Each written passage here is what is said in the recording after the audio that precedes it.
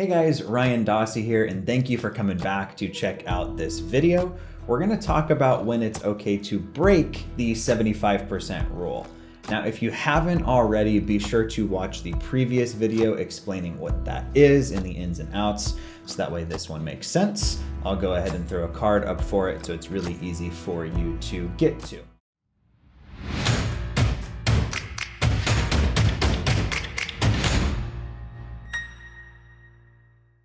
Now, like we discussed in the last video, the 75% rule is kind of the litmus test that real estate investors use to determine whether or not a property is going to be a good purchase, or really even whether or not they're getting a good deal. Now, there's a couple of challenges with this equation. The first one being you have to get the after repair value, or the ARV, correct. If that's kind of your starting number, if you're off on that by $10,000, $20,000, be a pretty dramatic swing in the end number you end up at. I've had guys I've worked with in the past come back with like, hey, I'm not getting any deals. Everybody's turning my offers down. I'm using the 75% formula. And what we were able to figure out was that they were running the equation correctly. They just weren't figuring out the correct after repair value. So I'll be sure to throw up a video on how we run comparable sales or comps to come up with that ARV. Now, the other challenge with this particular formula is the repairs. So if you underestimate the repairs when you send the deal out to your buyers, if you're wholesaling it, or if you close on it yourself, you're gonna run out of money, or your buyers are gonna come back and say, hey, this really isn't a deal. The repair cost on this, you estimated 20, 30,000. We think it's 60,000. You're asking too much money, or you need to go back and get a better deal. A friend of mine owns over $50 million worth of assets in Kansas City, and he's got the quote of he's never met a single investor who has a problem with overestimating how much a project is gonna cost them. I wholeheartedly agree. We come in on budget most of the time, but it's not normally like, oh wow, there's all this extra leftover money. It's normally like, okay, we missed a few things here, and that's got to come from somewhere.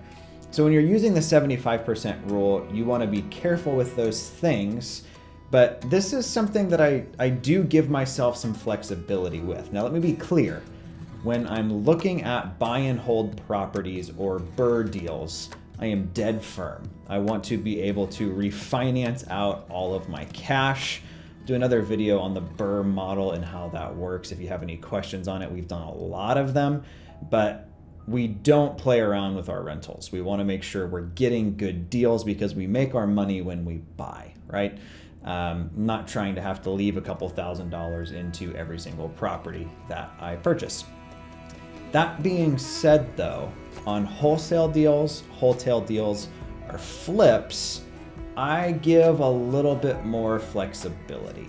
And what I mean by that is I may exceed a 75% rule deal if I think it makes sense. So when do I think it makes sense to overpay for a deal? So first and foremost being if it's a vinyl village. So a vinyl village is kind of these cookie cutter A-class neighborhoods where they have the same floor plan and they pretty much just copy and pasted it over and over and over and over again. They're typically first-time home buyer neighborhoods. In my market in Indianapolis, they're normally like 1990s built or later. I've bought ones as recent as 2014 build. So it kind of runs the gamut a little bit, but they're kind of these cookie cutter 3-4 bedroom, 2.5 bath, attached 2-car garage, typically in nicer school districts, normally kind of like that first-time home buyer price point. Not necessarily cheap, but not necessarily like high-end either. So when I'm looking at those, the data and my experience tells me that hedge funds, out-of-town buyers, and buy and hold guys will often pay a premium for these products because they're desirable, they're newer, they typically don't need a ton of work, and they make for a pretty quick in and out on the construction side. When you're remodeling or flipping a property that was built, say, in 1890, there's a lot more that can come up than something that was, say, built in 2004. So on these, we'll occasionally go up, and I'm gonna show you one of those that we did. The other time I'll break that rule is if it's something I'm going to wholesale. Now I'll do another video on what that means, but I'm basically buying a house, not really doing any work to it, cleaning it up, having nicer pictures taken, turning around and listing it on the MLS. Sometimes as is, we typically allow inspections and stuff, but the general thought process is I'm not really doing that much work. I'm kind of closing on it, listing it, taking my hands off and seeing what the market does. And I'm gonna show you one of those. The only time that I'm comfortable exceeding that number is when I do a full-blown retail, 30-page inspection that I paid an inspector a couple $100 to do, and I've made sure that there's no major items on there, so I'm still comfortable in the profit margin. If there's a lot of things that are on there, unknowns, if it's an older property, I'm gonna be really firm on that 75% minus repairs, minus what I'm hoping to make that we discussed in the previous video. But if it doesn't really need much, like this example I'm about to show you, I mean, it's not a bad idea to wiggle a little bit. I'll warn you, I'm not known for my dance moves. So without further ado, let's hop into these two deals. Had I not made the exception on these deals, I would have missed out on $50,000 in profit in February of 2020 alone. Let's check it out.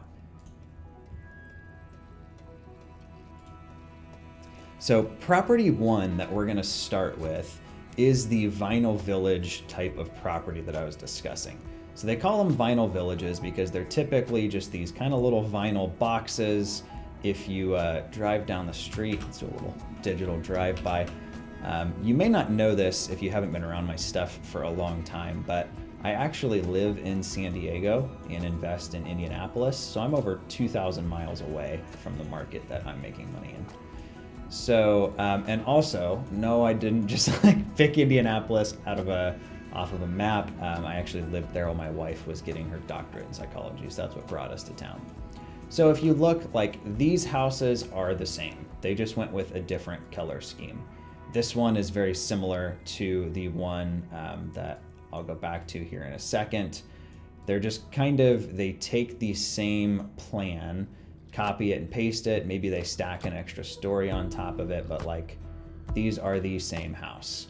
Kind of, a little suburbia-ish, not anything too goofy, but basically a builder comes in and throws up, 100 plus of these. They're able to keep their cost low by having almost identical floor plans.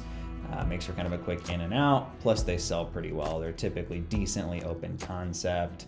1,500, 2,500 square feet, kind of a setup. Really, really good starter homes for families, honestly. So this is the deal we got under contract. Now, had I used the 75% rule, the house is worth about 140 grand.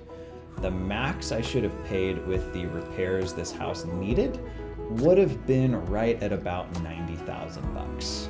Now, the guy who owned it simply wasn't having any of that. And I'll do a deep dive on this deal, video walkthrough of it and things of that nature. But for now, I just want to kind of give you a high level view here. Fence is a little bit older, little patio, really kind of needs carpet and paint inside. If you kind of flick through these, kind of just odds and ends. Bathroom's actually pretty cute. A lot of landlords like these because they'll come in and swap out the carpet, maybe slap on a coat of paint and turn around and they can fill it, right? It's a pretty easy, pretty quick turn. Looks like maybe they've painted or smoked a bunch inside. Just kind of random odds and ends all over the place, kind of dirty. These people love hot sauce. They have all of this Tabasco, all kinds of stuff up here. It's always funny when I see these, just kind of the different things people collect or are into. So pretty decent little house, really just kind of needs carpet, paint, and a pretty thorough deep cleaning. But nothing too major. So the seller wasn't going to sell this house for anywhere near 90,000 bucks. He was actually very, very firm that he wanted 100 grand. And quite frankly, I don't blame him. Pretty cute house, If you throw the address in Google, Zillow's Zestimate, which is not accurate, don't use that if you're an investor, would tell you this house was worth something like 145, 150,000 probably. Realistically, comps out about 140 conservatively. So this is one of those deals that I would have been comfortable closing on, adding to my portfolio. We're actually in the process of repositioning some apartments, so not really buying anything new right now. Plan to start buying again in Q2, but this is one that I would have been totally cool if I, quote unquote, got stuck with it. Now, I know though that there's a couple hedge funds that have bought deals from me where they've paid 90, 95% of ARV for some of this kind of stuff. So we got the property under contract for right at $99,000. So I exceeded my MAO or max allowable offer by 10 grand. And we shot it out to our list of buyers. We had probably 3 or 4 people go back and forth. Had a little bit of a bidding war on it, nothing too crazy or too major, but we ended up accepting an offer of $120,000. Got under contract on a Monday, had it sold by the following Wednesday. I don't know about you, $20,000 is a decent chunk of change and not anything I'm upset about by any stretch of the imagination. So this particular property we made 20 grand on by exceeding the typical rule, right? Now, I'm not telling you to go out there and just overpay and just to get deals done that are then thin skinny deals. Thinny, that's a new word that we're gonna copy right here. You have to use wisdom. I know from my experience in the marketplace, this particular asset type trades for a premium. Therefore, I'm okay paying a little bit more for it. Again, we still made $20,000 on a property we never closed on. Now, this is another one that I have headed to closing right now as we speak. Bought the house in February, listed it in February. 8 days later, we went under contract. So this particular house, which again, we'll do a total deep dive on video through ins and outs of the deal. Long story short though, we purchased the home for $259,000 with private money. We turned around, spent $1,000 having the home deep cleaned, professional photos taken, and listed it on the market with a flat fee broker. Now, we ended up within 8 days accepting an offer of $307,000 without us paying any closing costs or prorated taxes or anything like that. Long story short, when it's all said and done, after commissions and everything on this deal, we're gonna net right at $33,000 or $34,000 in profit. Again, had we been super legalistic about it, I should have got this deal for about $240,000. That wasn't gonna happen. We got it for $259,000. And I'll go more into that in the video on this particular deal. But because we chose to break those rules, right? Investing is all about risk versus reward. We're gonna net a $30,000 plus profit. So had we not broken the rules on these 2 deals, that's an extra, $54,000, $55,000 worth of revenue we would have not collected just in February of 2020. I want to thank you guys for checking out this video. Hopefully it gave you some ideas about when to maybe flex versus when to be firm on the 75% rule. It's definitely something you want to use wisdom with, but again, we made an extra 50 grand because we were flexible in February.